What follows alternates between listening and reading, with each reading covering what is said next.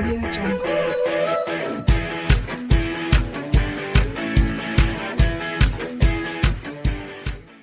दी गई है if A is a square matrix of order m। अगर A जो है ऑर्डर m का एक स्क्वायर मैट्रिक्स है और इसका अस्तित्व है if there exist another square matrix B of the same order m such that AB equal to BA equal to I, then B is called the inverse matrix of A and it is denoted by A inverse. In this case A is said to be invertible.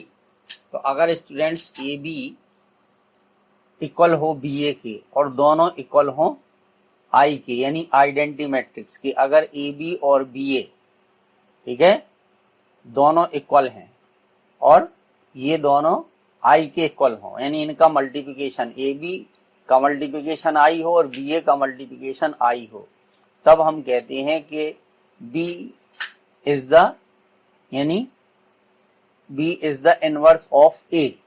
अब हम बोलेंगे B is called, देखिए B is called the inverse matrix of A। अब इसी चीज को students एक example से हम देखिए उसको एक्सप्लेन करेंगे कि एक एग्जाम्पल के द्वारा हम इसको कैसे समझा सकते।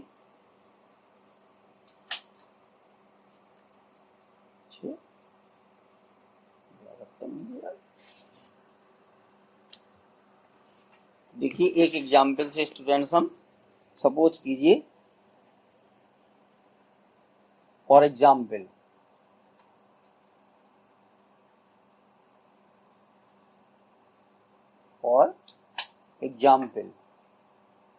अब स्टूडेंट देखिए इसमें ए की वैल्यू कितनी दी है। सपोज कीजिए हमने ए इज इक्वल टू एक मैट्रिक्स ले लिया, ठीक है 2 3 1 2 2 3 1 2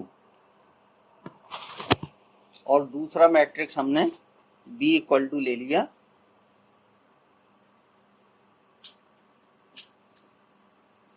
ये मैट्रिक्स हमारा 2 -3 ठीक है और -1 2। तो ये दो मैट्रिक्स होगा स्टूडेंट्स। अब हम सबसे पहले ए बी का मल्टीप्लाई करेंगे, ठीक है हम फाइंड करेंगे ए बी। तो देखिए इसका मल्टीप्लाई तो फर्स्ट रो और फर्स्ट कॉलम का मल्टीप्लाई करेंगे तो ये आ जाएगा 4, ठीक है 2 2 जा 4 और 3 और -1 का तो 4 -3 आएगा। फिर इसके बाद फर्स्ट रो और सेकंड कॉलम का मल्टीप्लाई करेंगे तो 2 का -3 में करेंगे 6 आएगा और 3 का 2 में करेंगे, ठीक है ये भी 6 आ जाएगा तो +6 आ जाएगा ये। फिर फर्स्ट रो और सेकंड कॉलम का वो सेकंड रो और फर्स्ट कॉलम का मल्टीप्लाई करेंगे यानी इसका और इस वाले का तो ये हो जाएगा 2 1 जा 2 फिर इसके बाद -2 फिर सेकंड रो और सेकंड कॉलम का मल्टीप्लाई करेंगे तो ये आएगा -3 + 4, ठीक है। अब देखिए इसको सॉल्व करके लिख दीजिए तो ये कितना हो गया हमारा 1 आ गया, यहाँ पर 0 आ गया, यहाँ 0 आ गया, ये 1 आ गया। तो ये स्टूडेंट कौन सा मैट्रिक्स हो गया आइडेंटिटी मैट्रिक्स, ये आई से इसको रिप्रेजेंट करते हैं। अब इसके बाद हम बी ए करेंगे यानी बी और ए का मल्टीप्लाई करेंगे तो देखिए बी कितना है हमारा 2 -3 और -1 और 2 तो ये बी हो गया। फिर इसके बाद अब हम ए लिख देंगे तो ये हो गया देखिए 2 3 और 1 2 ये हो गया। अब मल्टीप्लाई कर दीजिए स्टूडेंट तो देखिए मल्टीप्लाई करेंगे तो फर्स्ट रो और फर्स्ट कॉलम का मल्टीप्लाई करेंगे तो ये आ जाएगा 4 -3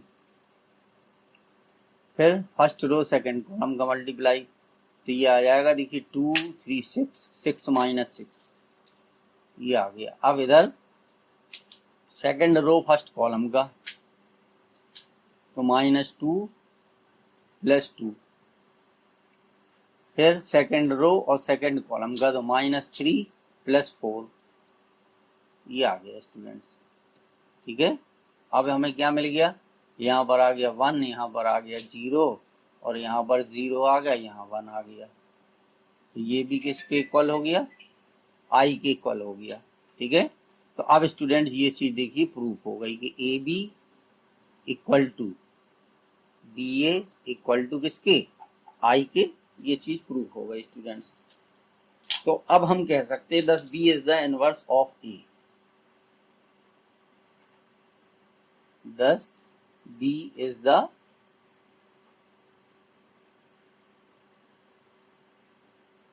इनवर्स ऑफ ए, या हम इसी को ऐसे कह सकते B is equal to A inverse. B is equal to क्या हो गया, ए इनवर्स हो गया, ठीक है। Oh sorry, A is equal to B inverse, ठीक है, ऐसा भी कह सकते, ठीक है। B is equal to A inverse, B is the inverse of ए, ठीक है। दोनों चीजें हो जाएंगी, ठीक है। A is the inverse of B, ठीक है। या हम इसको ये लिख सकते A is equal to B inverse, ठीक है। B is the inverse of A, तो ए इनवर्स बराबर बी। तो इस तरीके से है। अब स्टूडेंट्स इसके बाद इससे रिलेटेड एक थ्योरम है, थ्योरम 3। तो देखिए ये हमारी, पहले हम इस थ्योरम 3 को प्रूव करेंगे, यूनिकनेस ऑफ इनवर्स। अब स्टूडेंट यूनिकनेस ऑफ इनवर्स क्या है, inverse of a square matrix if it exist is unique. मतलब किसी भी कोई दो मैट्रिक्स हैं तो उनमें से एक मैट्रिक्स जो है वो दूसरे मैट्रिक्स का इनवर्स होता है, यानी उसका इनवर्स केवल एक ही होगा, उसके अलावा नहीं होगा स्टूडेंट्स। अब हमने मान लिया,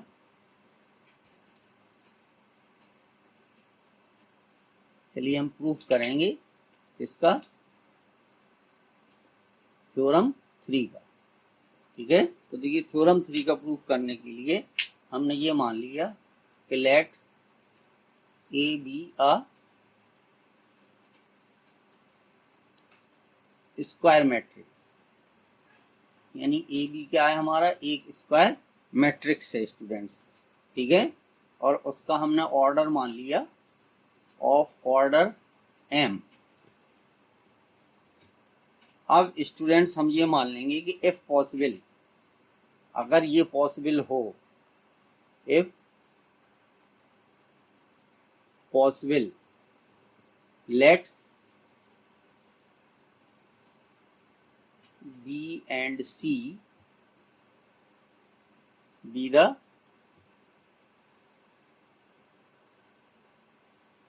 इनवर्स ऑफ A।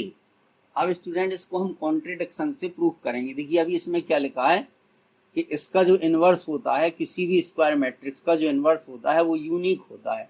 लेकिन यहाँ पर स्टूडेंट्स हमने क्या माना है, देखिए हमने क्या माना है यहाँ पर कि इसके दो इनवर्स हैं, एक B और एक C, ठीक है।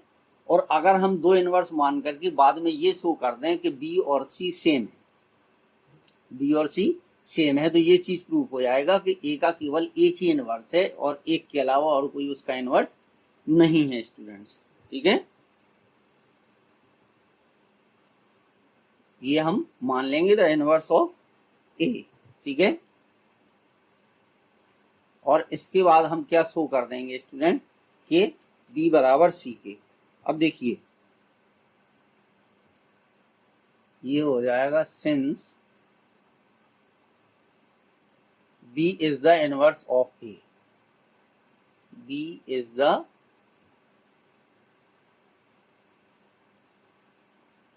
Inverse of A. तो अभी स्टूडेंट ये डेफिनेशन हमने पढ़ी है, ठीक है। इसके पहले जो डेफिनेशन 6 पढ़ी है उसी के हिसाब से हम कर रहे हैं। Since B is the inverse of A, अगर बी जो है ए का इनवर्स है तो ये हमें पता है कि ए बी बराबर बी ए, और बराबर किसकी होता है, आई के होता है, ठीक है। अब हमने ये मान लिया कि since C is the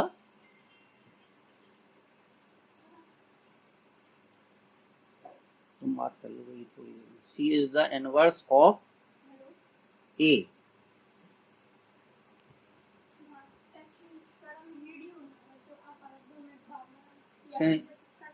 Since C is the inverse of A, ठीक है।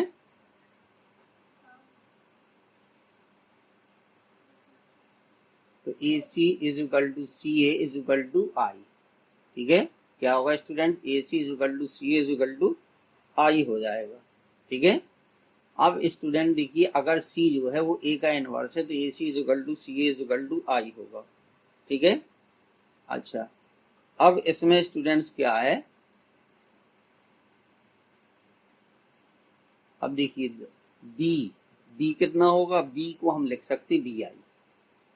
ठीक है, बी को हम लिख सकते आई, क्योंकि आई एक आइडेंटिटी मैट्रिक्स है तो उसके होने से किसी पे कोई फर्क नहीं पड़ता।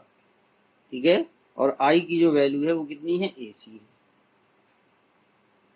इसकी वैल्यू कितनी हो गई, ए सी हो गई स्टूडेंट्स। ठीक है, अब इसको हम कितना लिख सकते, देखिए इसको हम लिख सकते हैं, यानी एक ब्रैकेट में हम लिख सकते बी ए। ठीक है, और बाहर आ जाएगा सी।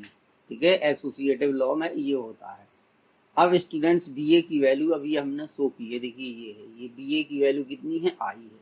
ठीक है, तो ये हो गया आई सी, और ये हमें पता है कि आई सी बराबर भी किसके होता, सी के होता। तो देखिए ये हमने शो कर दिया कि B is equal to C students. ठीक है, तो यही चीज हमें दिखाना था, यानी बी और सी दोनों सेम है, तो इसलिए ए का एक ही इनवर्स है। ठीक है, और इसके अलावा उसका कोई इनवर्स नहीं है। अब देखिए हम प्रूफ करेंगे थ्योरम 4 को।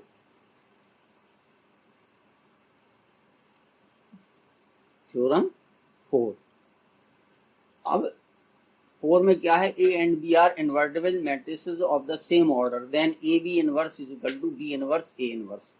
ठीक है, इसमें स्टूडेंट्स हमें ये दिखाना है कि A B inverse is equal to, ठीक है, ये होता है। अब देखिए by the definition, by the definition 6। ठीक है, तो अब स्टूडेंट 6 डेफिनेशन क्या थी, देखिए ए इंटू ए इनवर्स। ठीक है, ए इंटू ए इनवर्स बराबर होता था आई। ठीक है, लेकिन यहाँ पर हमें चूंकि ये चीज प्रूफ करना है तो हम इसको कैसे लिख सकते हैं, हम इसको लिख सकते हैं कि ए बी, ठीक है, और ए बी इनवर्स, ये स्टूडेंट ब्रैकेट, तो इसके इक्वल भी किसके होगा, आई के हो जाएगा। ठीक है, अब अगर हम इसमें बोथ साइड ए इनवर्स से मल्टीप्लाई कर दें, ठीक है, अब ये स्टूडेंट्स हम कर देंगे मल्टीप्लाई बाई ए इनवर्स। ठीक है, तो अब ए इनवर्स से जब मल्टीप्लाई करेंगे तो ये हो जाएगा ए इनवर्स ए बी, और ये हो जाएगा A B inverse equal to I A inverse I. ठीक है, ए इनवर्स आई हो जाएगा। अब देखिए हम इसको कैसे लिख सकते हैं, हम इसको लिख सकते हैं ए इनवर्स ए, एक ब्रैकेट में हो जाएगा ए इनवर्स ए। ठीक है, तो इधर बाहर बचेगा बी, और ये हो गया ए बी इनवर्स। ठीक है, और ए इनवर्स आई जो है वो ए इनवर्स के इक्वल होता है,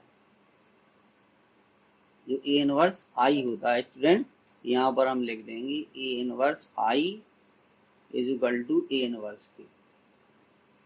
अच्छा, अब देखिए ए इनवर्स ए की वैल्यू हो गई आई, तो ये आ गया आई बी, और A B inverse is equal to A inverse. ठीक है, अब इसको देखिए आई बी की वैल्यू बी हो जाएगी, तो ये हो गया बी ए बी इनवर्स, ठीक है, इक्वल टू आ जाएगा ए इनवर्स। ठीक है, और यहाँ पर रीजन क्या था स्टूडेंट्स, आई बी बराबर जो है, आई बी बराबर भी किसके होगा, बी के होगा। ठीक है, अब स्टूडेंट्स हमें चूंकि यहाँ दिखाना है एक साइड ए बी इनवर्स, एक side B inverse A inverse, तो अब इसमें अगर हम बी इनवर्स से मल्टीप्लाई कर दें तो ये भी आई हो जाएगा। देखिए जी हो जाएगा मल्टीप्लाई बाई बी इनवर्स। ठीक है, तो बोथ साइड हम बी इनवर्स से मल्टीप्लाई कर देंगे, तो ये हो गया देखिए बी इनवर्स बी, एक ब्रैकेट में ऐसे लिख दीजिए इसको, और यहाँ पर हो गया ए बी इनवर्स। ठीक है, इक्वल टू कितना आ गया, ये आ गया बी इनवर्स ए इनवर्स। ठीक है, अब बी इनवर्स बी की वैल्यू कितनी होती स्टूडेंट्स, आई होती। तो आई, एक मिनट, ए बी इनवर्स। ठीक है, अच्छा यहाँ स्टूडेंट्स पूरे पे इनवर्स था, ए बी इनवर्स। ठीक है, ये इनवर्स यहाँ पर नहीं है, ये बाहर स्टूडेंट इनवर्स है, ये यहाँ पर लगा है इनवर्स। ठीक है, ये इनवर्स बाहर है। ठीक है, ये यहाँ पर नहीं है, ये यहाँ पर लगा हुआ है इनवर्स। ठीक है, सॉरी स्टूडेंट्स वो ध्यान नहीं दिया।